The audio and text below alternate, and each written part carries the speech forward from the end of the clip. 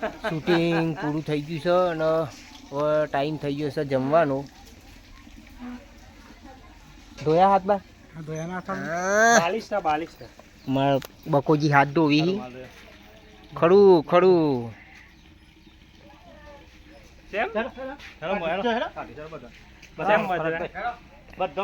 લેવડો પડે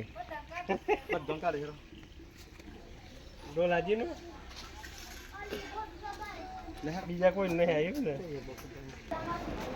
આપણે આવી ગયા અંદર.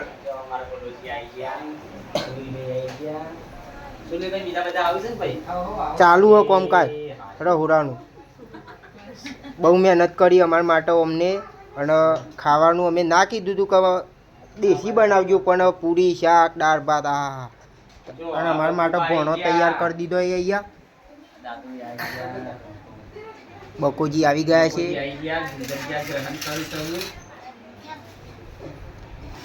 ચલો મળીએ બીજા બ્લોગમાં. અમે એમાં કદી દમ ખાઈ દઈએ.